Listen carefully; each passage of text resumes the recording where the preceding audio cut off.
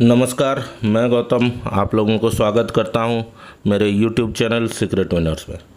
Crypto series को आगे बढ़ाते हुए आज हम जानेंगे क्रिप्टो करेंसी एक्सचेंज के बारे में, यानी कि क्रिप्टो एक्सचेंजेस क्या हैं और उनका क्या यूज़ होता है। आज के इस वीडियो में हम जानेंगे। तो जैसे आपको नाम से ही समझ आ रहा होगा, क्रिप्टो करेंसी एक्सचेंज या एक्सचेंज, तो वो नाम से ही समझ हो रहा होगा कि वो अदला बदली के लिए है। यानी कि यहाँ पर आप अगर क्रिप्टो बेचने और ख़रीदने के लिए चाहते हैं तो जो प्लेटफॉर्म में आप जाकर यहाँ ख़रीद और बेच सकते हैं वो क्रिप्टो एक्सचेंज होता है।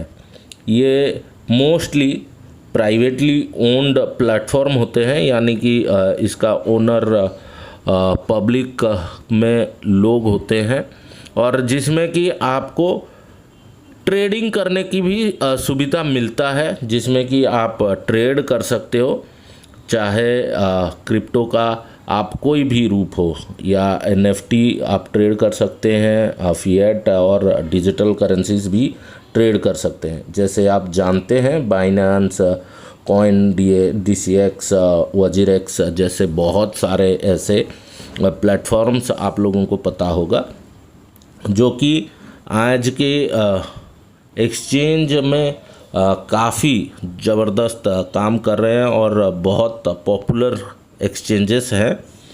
तो यहाँ पर एक्सचेंज दो तरह के होते हैं, एक है सेंट्रलाइज्ड और दूसरा है डिसेंट्रलाइज्ड। तो सेंट्रलाइज्ड एक्सचेंज में आपको क्या फ़ायदा है और क्या नुकसान है, आइए थोड़ा सा उसके बारे में जानते हैं। जो हमारे सेंट्रलाइज्ड एक्सचेंजेस होते हैं वो यूज़र फ्रेंडली होते हैं, लेकिन वहाँ पे जो चार्जेस होता है वो भी कहीं ना कहीं वो कुछ ज़्यादा होता है, लेकिन वो नॉमिनल आप आराम से वो सारे ट्रांजैक्शंस कर सकते हो। लेकिन जो डिसेंट्रलाइज्ड प्लेटफॉर्म होता है वो आपके ही कस्टडी में रहता है और वहाँ पे आप कोई मैनिपुलेशन नहीं कर सकते।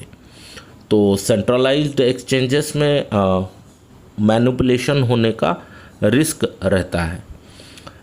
जैसे इसका जो सबसे बड़ा डिमेरिट होता है सेंट्रलाइज्ड एक्सचेंज का, वो है यहाँ पे हैकिंग होने का रिस्क रहता है, क्योंकि आप पहले भी वीडियो में देख चुके हो कि ब्लॉकचेन्स वगैरह में हैकिंग होना उतना आसान नहीं होता है।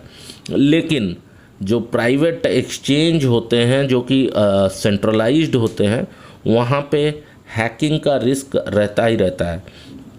और दूसरा है कि वहाँ पे ट्रांजैक्शन फ़ीस भी लगते हैं जो कि वो अपने हिसाब से ही होते हैं।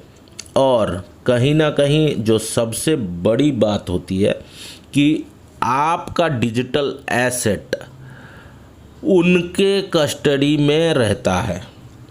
यानी कि अगर मान लीजिए आप कोई सेंट्रलाइज्ड एक्सचेंज में जा रहे हैं और वहाँ पे कुछ टोकन या कॉइन ख़रीदते हैं तो उसका कस्टडी सीधा आप उस एक्सचेंज के हाथों में दे देते हो। तो ये है सेंट्रलाइज्ड कॉन्सेप्ट, यानी कि सेंट्रलाइज्ड एक्सचेंज का एडवांटेजेस और डिसएडवांटेजेस। डिसेंट्रलाइज में भी कुछ डिसएडवांटेजेस हैं। वो ये है कि ये थोड़े कॉम्प्लेक्स होते हैं और यहाँ पे आपको फिएट करेंसी की दिक्कत होगी। यानी कि फिएट के बारे में मैंने पहले भी करेंसीज़ में बताया हुआ है, तो यहाँ पे फिएट में भी दिक्कत होगी।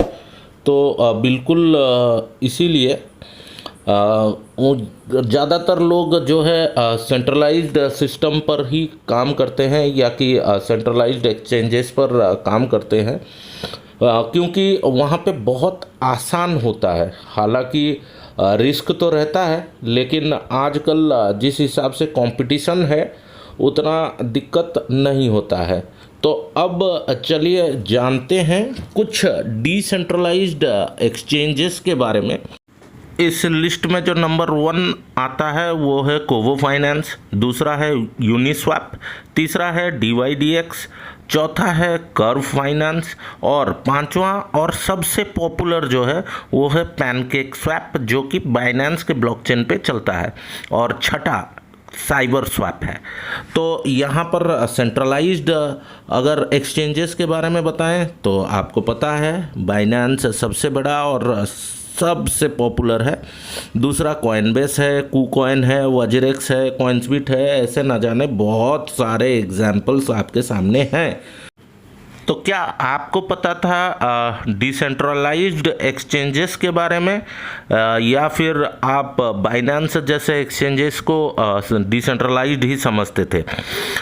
जानकारी कमेंट में ज़रूर दीजिएगा, और ऐसे ही अमेजिंग फैक्ट्स और जानकारी के लिए चैनल को ज़रूर सब्सक्राइब करें।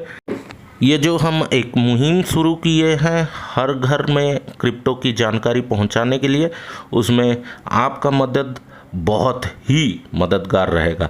Thank you very much.